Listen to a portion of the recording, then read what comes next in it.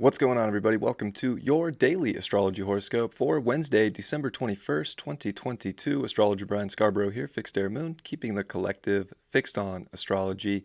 Truly appreciate you all. Happy winter solstice, happy Capricorn season to you all. Quite a solstice that we get, so let's take a look at it. Yeah, it's a wowzer one. Sun comes into Capricorn at about 2 p.m. on the West Coast. And we start this winter, that's the winter solstice. Boom, we're in the winter season fully. I know it's been cold, but, I guess it gets colder here in these Saturn-ruled energies.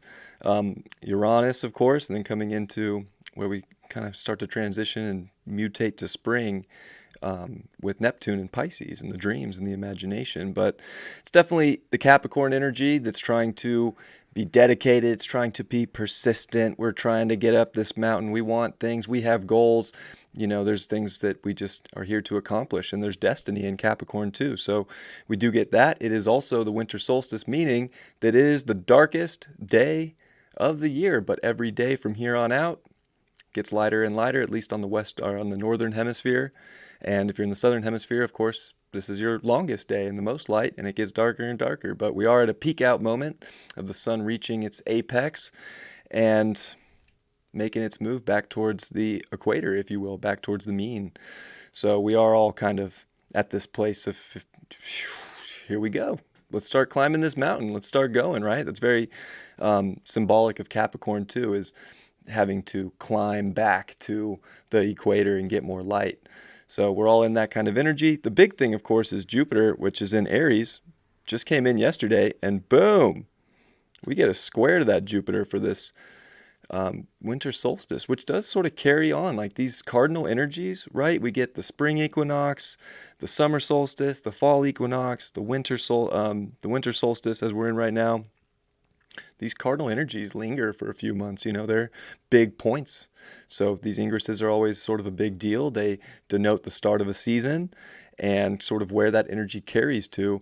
With the square to Jupiter, we can definitely want to be pretty grandiose, if you will. We can want to, I feel like Aries and Capricorn together, especially in a square, there's like immense pressure to get things done, to get, tasks sort of either amplified and like, let's make these dreams and these visions and let's go on this journey and let's build this thing.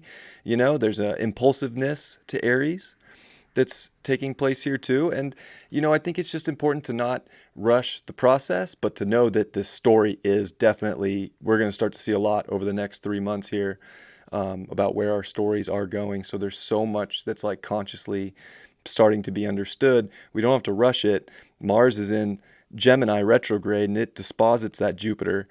And it disposits the South Node, which it's still in a yod to with Chiron. So it's just not so much about the rush right now. There's so much of an understanding, and Mars is with Archangel Michael, Aldebaran here in Gemini. So that is God's commanding officer here, So we're getting a lot of the information needed to build and to create. And I think that's the beautiful thing with the North Node in Taurus and Uranus in Taurus and Venus here at 14 and coming to 15 degrees, is that there is this Venus trine Uranus, which is like, try, see what happens, do something different. There's something that is amazing and mystical and magical that can be built here, and dreams and visions can happen, but it's different approaches, it's different people. It's like things are turning in ways that we don't necessarily understand, but it's like, let's see what happens. It's just, and Capricorn's risk too. So remember, bring the little bit of risk factor into your life. Like if there's no risk, there's no reward. And Capricorn, Saturn does bring the rewards, but we have to know how to use boundaries and how to push limits and how to not suppress ourselves from dreams and from the visions or the goals or the story that we want, but to stay persistent and to have some grit. And it is about the determination, but that's where we can be overly determined as well. And if things don't show up exactly as we want, we can start to doubt ourselves or be hard on ourselves, or, not think that, this can happen. And I think that it's a very important time to remember that things happen, dreams can come true always, but it takes effort and work and grit and determination. And we're also seeing the moon in Sagittarius. It's going to be with Antares, and it's also going to oppose that Mars retrograde. So we're having to look at such a broad spectrum here. This moon's definitely, it is in the dark phase. It's getting ready to make a new moon in Capricorn. Just, yeah, Thursday. Well, it's actually the 23rd, but early in the morning, so it's going to be Friday morning. But talk about wanting all this expanse and trying to, really rise up and look at the positives in life, but also having to, cut through to the truth with Mars retrograde in Gemini and with Aldebaran, and to not get so one-pointed vision here, but to stay open to possibilities, to try different things while simultaneously having that big direction. But it's almost like there's just so many different ways to get to that point, that it's the trying and it's the shifting of these things in our life that can get us to where we need to go. But it's like you got to do it a little bit different. Like, you got to relate differently. You got to have compassion. And that was a big thing that Jupiter and Neptune taught us in Pisces, was that, oh my gosh, what a circus this reality can be. What a circus life can be. But we still have to have compassion and love and see that it's meant to be these ways, and things happen with people for a reason, so that we can see where the innovation can really take place going forward. And it does take innovation to build right now. And it's very like, find that creative energy, find that, find the grandiose energy in you, but don't get so wild necessarily about it. Take it step by step. And if you have to take that step back, remember, it's okay to take that back and recalibrate, so we don't feel like we're beating ourselves into the ground here, or overworking ourselves, or, getting too caught up in systems. Like, this is kind of building and finding a unique system for yourself. And we're starting to see, of course, Mercury up here at 20 degrees, coming to that third decan, and it's starting to make its sextile over to Neptune in Pisces and to Juno. So we are at this place of really understanding sort of a more mystical approach to our relationships, a more conscious approach, seeing this higher sort of dimensional perspective on different parts of life, where we've gotten to, how to get there. Choices we make here in Capricorn are so important. And with Saturn at 21 degrees, it is in the septile with the sun, 51 degrees, which is sort of alien in itself, which is saying too, it's the dedication that's so important. It's the persistence, and it is the odd sort of innovative ways. It is people. It is about finding win-wins. We don't have to, and I would say even Jupiter in Aries can be sort of like me, and kind of amplify just this energy. I do believe it's important to have the confidence and have the, knowing that you can do things. But this is where, people bring such a unique approach to life too. And we definitely want to find energy that's building and creating and going into whatever this sort of frequency or timeline or situation that we as creators are trying to get to in our lives. And it's important, to look at what is really true to yourself, and how to build the structure that you want to live and that you want to create in further. Because I do think, we are going to see, with so much of the South Node Capricorn energy with the planets, Jupiter, Pluto, Saturn, and the Mercury retrograde here, and Venus crossing over these spots, we're going to see some really Capricorn stuff take place within our reality. And it's definitely about connecting to what you feel is yours, and disconnecting and letting go of, and not focusing your intent and your persistent ability to create on just anything. It's really about your unique approach is so important. And we're also seeing Jupiter, of course, in its, big semi-square to Uranus too, which is showing how people are the gift in really weird situations. And if we're just so one-sided, then we're kind of missing out on so many beautiful things that can be collaborated on and identified with together.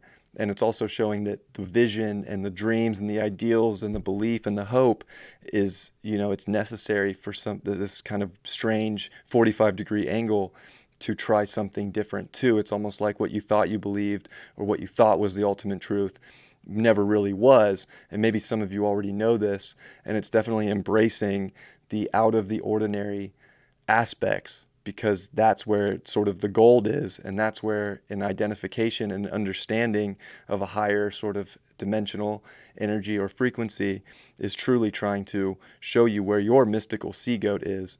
And that's one of the beautiful things about Capricorn, is the sextile to Pisces. So we're going to see a lot of this sextile energy, which is showing us, of course, the mystical capabilities that we have if we can focus our intent and really, build the plans and at least set the plans, but be willing to adapt when we get more insight, or, it's definitely shifting conscious patterns here too. So we're at this point where, can't just beat it into the ground forever if it's not working. The adaptability to take that step back and to analyze what is the best plan in our life is so important. And I think that that's where the moon opposite Mars is very interesting, because we can get so worked up if, we get derailed from our great vision, or we feel like we're being held back, or we're having to explain ourselves and what we want in our personal lives. It's good to have conversations. It's good to go back and forth. It's good to find the win-wins. And we got to find some balance here without getting too overly worked up. But we are having our truths tested, today. And especially, I think, moving forward, keep this energy in mind as we get into, this winter season and into spring, that it's okay to shift perspective when information shows up, and it's okay to still have a belief that you feel is comfortable, that you feel like is the way, and just to see both angles and to be very objective. And that's also Saturn here with the septile to the sun, is the objectivity is the responsible way, instead of just, maybe over amplifying one thing that you want and not being able to, co-create at the same time. It is definitely energy that, co-creation gets us to the top. It's almost like just climbing a mountain by yourself. It can you can get there, but, remember, people can be a great assistance in our lives and great, allies. So we're figuring out how to use allies too in our lives. And other than that, the moon's not, making a whole lot of aspects here. It does, trine Jupiter right when it comes in, but that was more late last night, early this morning. So we do sort of get that, moon disposited by Jupiter in Aries. I think that there is a big amplification here, and we can definitely feel really, I don't know, it almost feels like there's an invincibility to today. We can almost feel like, ooh, baby, I can make it all happen. And I think that that's good. And we want to have that confidence, and that strength and that emotional sort of persistence to see what else is out there and to keep going and to rise up here. But just don't over exert it to a way that you're burning bridges, or, just getting too dogmatic or persistent, or, almost turning your belief into a religion. We don't want to get culty here. We definitely want to find the expanse, the identification, and I do think we are getting that more and more. But it's definitely still not rush time, but I feel like this energy wants us to make it happen right now. Don't be upset if it doesn't. If it happens, it happens. Outstanding. Keep building the dream. If it doesn't, the dream's still in your consciousness. It's still being built. It just isn't the perfect time. And Capricorn is a good reminder about time. There's a time here for everything. And that is, in many ways part of fate and destiny. And we can try to control that with a Yod to the South node.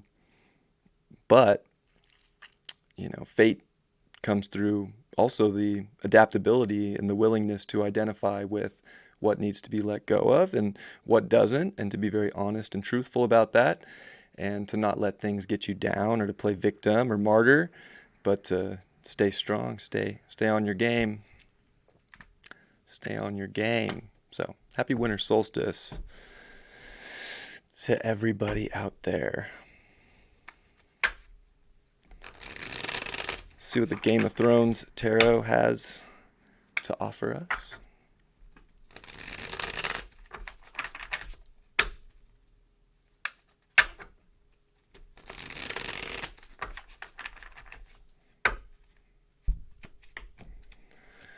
And we got the Five of Spears, the Five of, I believe that, oh, I believe that's Wands in reverse. That this is where we don't have to be so combative in life. We don't have to force things so much. We don't have to fight. Like, we can really be more objective and responsible and understand everybody's unique approach, and everybody has goals and everybody has dreams, and you know, what's the point of being upset about someone else's dreams? It has nothing to do with you. Like, we do want to focus our intent on ours, but we have to be accepting of others and understand that maybe people won't be so accepting of where we're trying to create either, but that it's okay. It's none of their business either. And you just through sifting through and around, you'll find that there are a lot of people that want to create with you too. It doesn't have to be so combative. The Magician,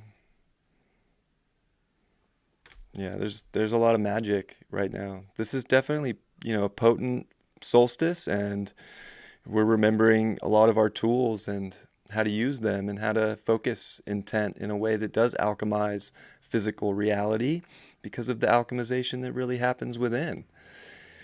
And being able to identify so many gifts too, that I would say that really Jupiter and Neptune did bring gifts to people. It definitely brought spiritual gifts. We always want like the physical gift, or if we didn't get it in, it's not tangible, maybe it's not real, but there was something special about that once in a lifetime transit, even though it was weird to say the least, that it's showing us a much more, less combative way to alchemize and create and be a magician in this world. And the Four of Spears, the Four of Wands in reverse. If we think that the homecoming and the party and everything's just exactly as it's meant to be and it's going to happen right now, I think we're going to feel let down. There's still a party out there. There's still abundance. There's still, beautiful connection with people, and we can have so many things that we want. And I feel like we're on the brink of this big homecoming, and that it's not a rush. It's not a race. We don't have to, think of this as the Olympics either, like we're getting there step by step to this, like, oh my gosh. And I think we're at a point where we might get that insight here, especially today and even over the next couple days, of like, that approach would actually get me closer to what's going to make me feel like I'm in a place where everything's working in my favor. And it's not based around combativeness. It's based around your own inner sense of knowing your power, and especially your creative abilities, and how there's just different ways to do it now. It doesn't have to be so set in stone of what we thought things had to be. So keep that in mind. I love you all very much. I hope you have a beautiful Wednesday. Happy winter solstice, and I will see you all tomorrow. Much love. Peace.